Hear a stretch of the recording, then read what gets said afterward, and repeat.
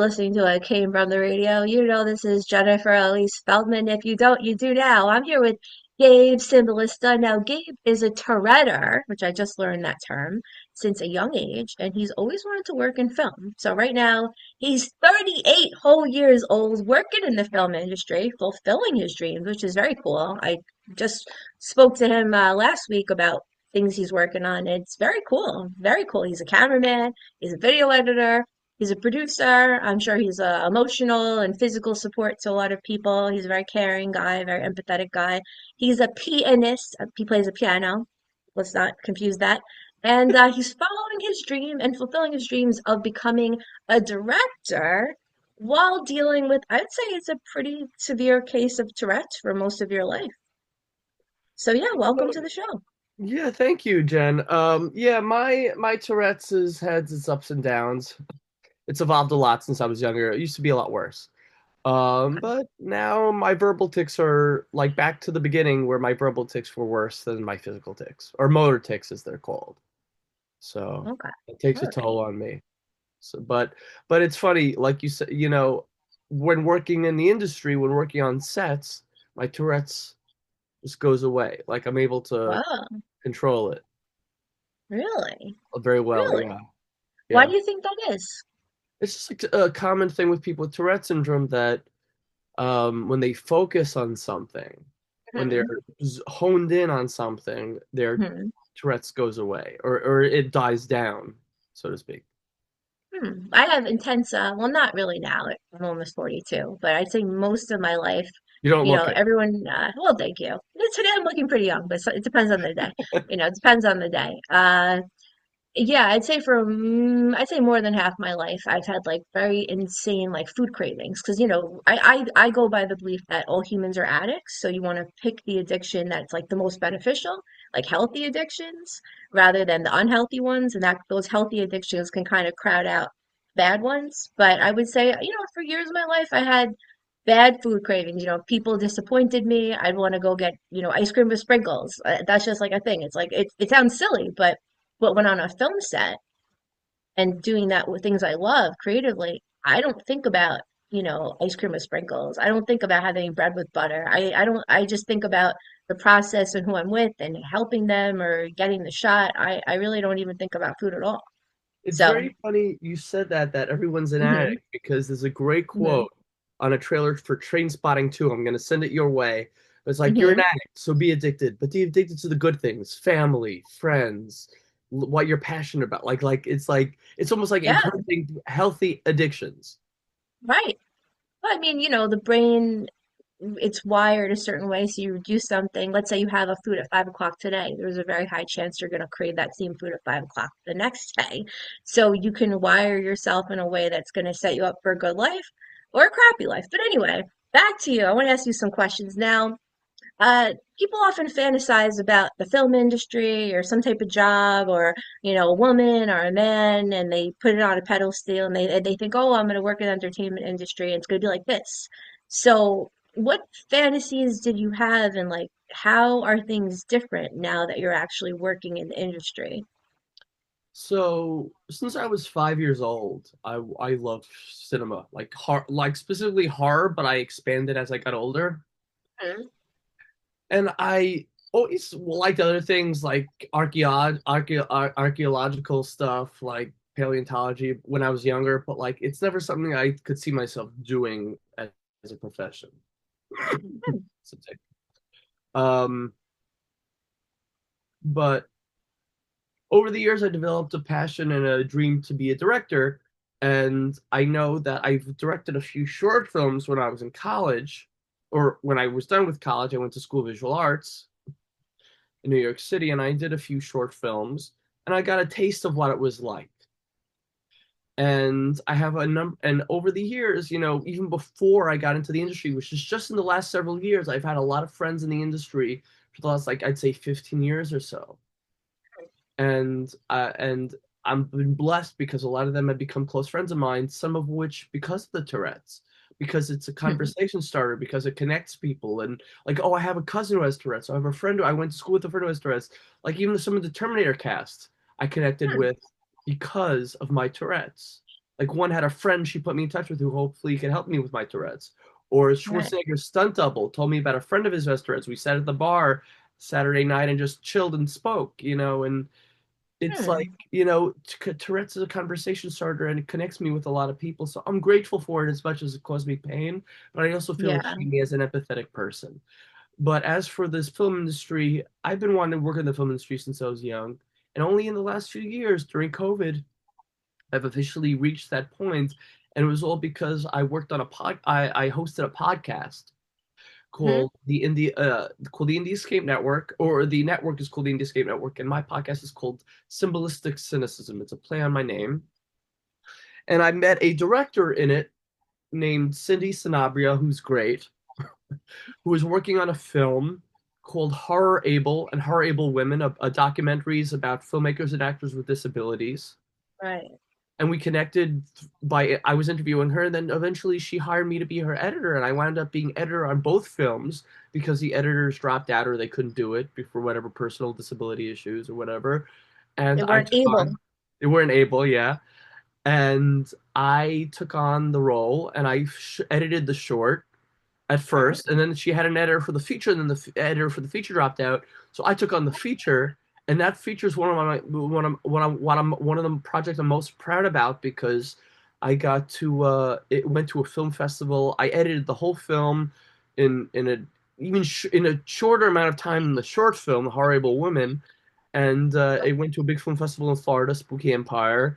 And I was honored to be part of my first panel with my director, Cindy, who's directed the film. I edited it, and I'm very proud of it. Now it's on Amazon Prime.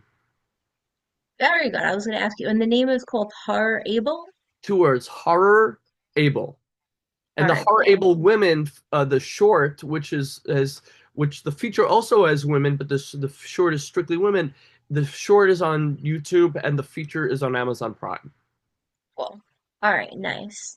Now, let's I just see. want to mention that that opened up doors for me as I Right. progressed. Like I got more jobs in the film industry after that. So it's like you get your foot in the door. Even though I knew a lot of these celebrities prior to working in the industry, now some of Yeah, them have yeah. worked with me or want to work with me or asked me to Very film cool. something.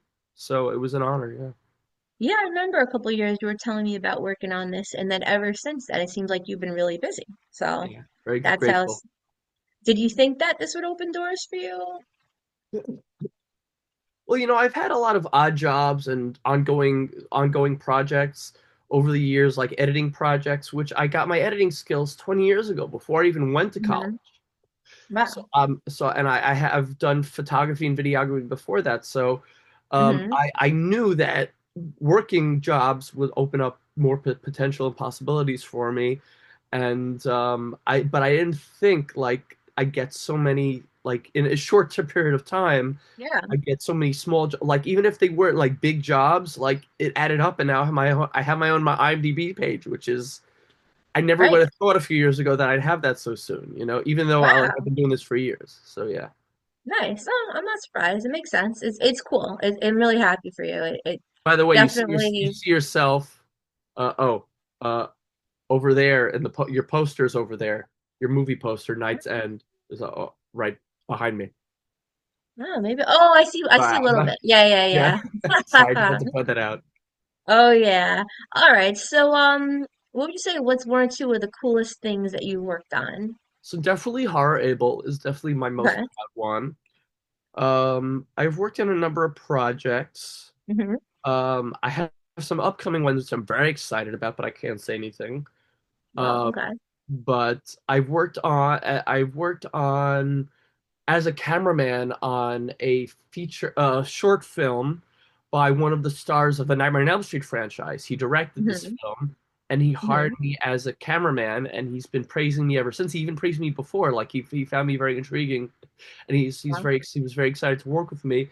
And I worked as assistant camera or third cameraman on his film, and it wound up in film festivals all over the world, and wound up winning film festivals all over the world, which I'm that's honored to be cool. part of that. And I also, even when I was in LA, and my friend asked me to be involved in a horror film, and I wound up doing the BTS on the upcoming Boop horror film, the Betty Boop Mhm. horror Oh, right. movie. now that the Hmm. public domain, you have the Mickey Mouse, you have the Popeye, you have the Winnie the Pooh, all these public Hmm. domain horror films. So I got to work as a BTS photographer and videographer on the on the Betty Boop horror film. And Very also, I cool. mentioned, that I knew these directors and people, these filmmakers and actors all before I Yeah. got into the industry. I actually, when I was in LA, I also my one of my favorite filmmakers, one of the Saw filmmakers, actually asked me to film his podcast, and that was like a dream come true. That was one of the best days of my life, not because I got to film a podcast, but because it was one of my favorite filmmakers that I've been dreaming to work Right. with. To ask me to work with him and another one of my favorite filmmakers on Right. their podcast, and that was an honor. It was a dream come true. Well, I don't know. I've known you for maybe over 10 years, I want to say. We 12 know each years other. almost. And I think you're pretty trustworthy and you care. You seem to have like a pretty strong commitment like me to like want to do the right thing. And Hmm. obviously you followed through a bunch of times. So one thing like both my parents taught me from like a young age is, you know, sure you want to have the skills. People want to work with you if you have, Hmm. certain skills or connections that they need, sure. But people, including myself, when I'm looking for people to include on things, they want to work with someone that they can trust or people that they have a good character. So I'm sure people met you and are like, okay, he obviously has the editing skills. He obviously has the camera skills. He obviously knows like everything about film. Not, maybe not everything, but I you know also, so yeah, much. I have a But good you sense of also have a humor. character. Yes, and I am a character. Right. Yeah. Yeah. But I have a good you sense of try really humor, hard and to do the I've right been thing. told, yeah, I have a good sense of humor. I've been told on sets that I bring a lot of energy, good energy to the sets Okay. from people Yeah. I have just met, and I get the Yeah. morale going. Oh yeah, So it actually you came to the film festival that I think I don't know if I was you no, I hosted. wasn't hosting. I was Oh. hosting shows there, but I wasn't hosting the whole event that time. No, maybe I was, but whatever, it doesn't matter. But I was hosting a The lot of show to stuff, the and host there's to the actual host show, like the yeah, I don't attraction. remember. One year I Is the hosted the whole one thing. It where doesn't you matter. like you did the scream thing? Yes, and you came and you really helped out with filming, but also there was like a lot of moving parts, and one of the cast members even got kicked out. He was so Yes, I problematic. remember. My cast member got kicked out. I think he got kicked out twice, and then got Yes. let back in or something. And someone else brought an actual knife. The guy playing Mike Myers didn't bring a fake knife. He brought an actual like a steak knife. And I'm like, you can't wait, what? So there It has was to be at mayhem, least but you were very retractable, if not supportive. rubber. Yeah. No, it was real. And I'm like, you can't. What the hell? Yeah, I know. This is what happens when you cast people who aren't actors. But you were very supportive, and I really needed support that day. Yeah.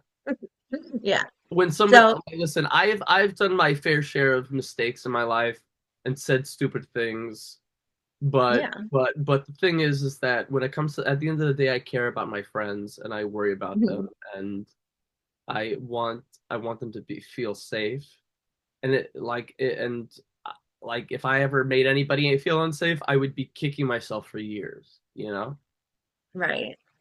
Right. Right. Right. I'm I could trying to never think if I've ever made anyone feel unsafe. I feel like I should make more people feel unsafe, to be honest with you. Yeah, I was gonna say I'm surprised you don't. I, 'Cause you're I, pretty tough. You're pretty tough, Jen. really? I don't know, I think you're tough. Yeah, but I it wouldn't want to depends. mess with you.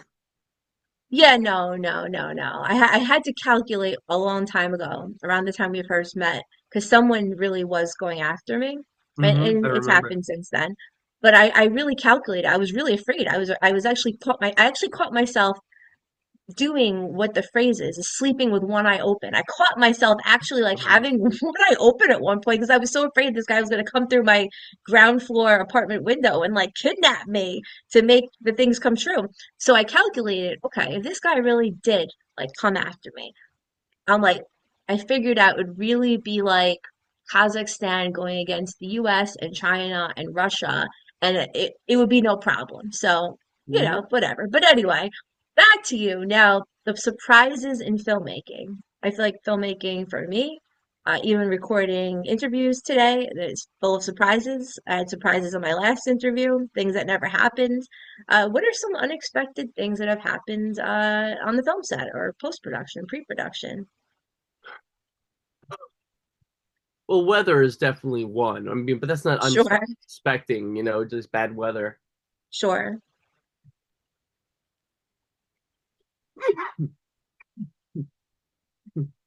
Oh, I mean, I wouldn't say unsuspecting. I'd say like unfortunate or like things that went wrong or things that were just Hmm. disappointing. Hmm. But that happens with all sets. Like I know Hmm. sometimes like cameras have issues, so I have to constantly like if let's say I'm running three cameras and one of them heats up too much, they're not mine, but it was heating up too much. I have to turn it off and let it cool off, and then so I have to like because let's say a video was going to be multicammed where we shoot with multiple cameras, and then we edit it together, and because we time it and we edit it together and cut it together, um, it could cut from different angle to different angle, and but then we lose an angle because the camera is hot or the cameras Yeah. have issues, or sometimes there's drama with people on set. Hmm. Sometimes you have that, and you've Hmm. seen it in big productions like with Christian Bale and other Hmm. celebrities. It happens sometimes. There's drama on set. Um, What kind what of drama? else? Can you tell us? Can you tell us any story?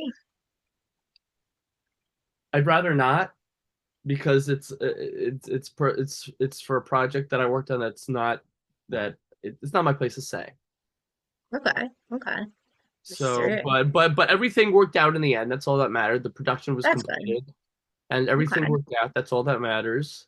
Hmm. And um and the film is coming out this year. I'm just looking forward to that. It was an honor to be part of. And listen, even in the horror convention world or New York Film Festival or the film festival world, Hmm. there's always going to be drama or Yeah. patches you hit. Listen, there's a lot of productions that run short on not that I've run well, sort of maybe we're short on funds Hmm. and we things had to be squeezed out or like I had to take a pay cut, to or not no pay at all so the production could Hmm. watch its budget and I offered to help out and take a role for free, and that doesn't always happen. It has happened, but it's unfortunate. But you know what? If I could get my name in there, Right. it's worth a day or two of work. Yeah, I always ask about what goes wrong and what goes right. Sure, it could be interesting, for listeners, gossip, but I'm not really the TMZ type. I'm more of like, let's diagnose the problem and prevent problems. Like along came Polly, the risk analysis, assessment analysis. So that's really why I ask. It's because if you know what went wrong on this set, you can go, oh, okay. Like, let's say co-stars are dating. That can often end in a bad way. Maybe you don't want to do that. Or, maybe you're having meetings and there's a lot of drinking involved. That's a lot of It's very problems, funny you said all this because I just watched a video yesterday about Queen of the Hmm. Damned with Aaliyah that Hmm. she died Hmm. when it came out, and that the director was up to the third act and like the director didn't only film like two-thirds of the movie, and he was running low on funds like that. He had to Hmm. bring his own funds. The actors had to put in their own funds. Like they were squeezing themselves out for everything just to get the film done. Hmm. Like it was like a third of the film or the finale or whatever, the climax, like they were working their asses off like and spending so much of their own money just to get the film that they put so much into completed. And Hmm. that happens sometimes. Listen, even this first Saw film, the producers and directors, whichever, I forget, put all their own money into the film and like put in everything they had, and now it's like a billion dollar Right, plus box office hit like franchise. right, right, right. You never know, but like, and there was a lot of problems in productions in some of the Saw films, like just getting things done and completed Hmm. and disagreements, like so that it just happens sometimes, but it's worth the investment for a lot of people. Sometimes it's Hmm. not, but for the people I know, it has been worth the investment. Right, right. Well, maybe it was coincidence that the Saw creators invested, or maybe something they had a good instinct because part of success at life in health, if anything, is knowing when to double down, when to keep investing in this food, this film, Have this faith in it. actor, They had faith in it. and And when to I don't pull know if you've out. ever seen the first Saw film, but the ending is I like, think I did. so the ending is one of the biggest, greatest, rated one of the greatest twist endings of all time in Hmm. cinema. So I think that ending is what got people to fall in love with it and birthed Hmm. the sequels, which six more sequels over the course of the next 6 years or 7 years, Crazy. and then more sequels later on in the long run. And Right. yeah, it's become one of the most successful horror franchises of all time. Yeah, I actually like felt physical pain while watching it because it was just the way it was done and shot. It was very A lot of scary, and I fast-paced felt editing. like things were happening. Yeah, there's a lot of fast-paced editing in the Saw films, which I enjoy. But what I love about it most is the non-linear storytelling and the twists. It's very Oh, okay, complex storytelling. interesting. Interesting. So it wasn't like someone being like thrown into a meat grinder. That Oh wasn't no, what no, the no! idea. There was definitely somebody getting thrown into a pit of needles. That's for sure. Oh, The oh my meat God. grinder thing, definitely similar things. I wouldn't say a meat grinder. That the meat grinder thing was more Texas Chainsaw 3D. That was my Hmm. friend Dan Yeager played Leatherface in that. But I'm just looking at the poster of him. Well, yeah, he chases somebody and cuts off their hand and they fall right into a meat grinder. But I don't think there's a meat grinder in Saw, but there's definitely Yeah, grinder there's like some things pigs. There's like a involving bunch. It's the the thing that pigs. The that pigs fall crushes into the the meat grinder and it pigs. cuts up the dead pigs and it drowns a guy in prison. Yeah, Yeah, yeah, there's something the like third that. one. I don't know. It is gross, but anyway, you know, I like Caddyshack. I like stuff like that. You Comedies, know, yeah. yeah, I like to laugh. I don't want to see anyone hurt in real life at all. Even if I I don't get really don't more like grossed them, I out by still real, laugh. like a little bit of blood in real life than I do in the horror movies with the gore. Interesting. Well, Like anyway, if Gabe, so, let's say where do we somebody end? in my family hit their We head and gotta they're we gotta bleeding. end, Gabe. Okay, I'm sorry, sorry. we gotta cut it All and right. call it off. Sorry. All right. We're way over the time limit. And listen, I'd have you here for a few more minutes, but I got someone waiting and Mark Torres says I have to keep these interviews to 20 minutes or less, and we are over 20 minutes. So on Oh that note, wow. Gabe, tell us where to find you. Find me on Instagram at Gabriel Symbols 2. That's GABRIELS CYMBALS 2 at Gmail. Sorry, I'm talking about my Gmail. That's my Instagram. My Facebook is Gabe Cymbalista, spelled CYMBALISTA. That's CYMBALISTA. The first name Gabriel. I don't think you need help spelling that. Um, my Twitter, I don't really use much. Um, my TikTok is Gabe Symbols or Gabe Symbolista. I'm not sure. But you could pretty much figure that out. Um, and yeah, I don't really use Snapchat much, but sometimes. But yeah, I'm a social media whore. I'll admit it. So so I All post right. a lot, but I like to entertain people. I have friends who just love watching my stuff online and gets them through the day. So Well, look them up. I'm sure Gabe will be up to some really interesting things this year and next year and probably the year after that. And on that note, back to the studio with Mark Torres for more. It came from the radio.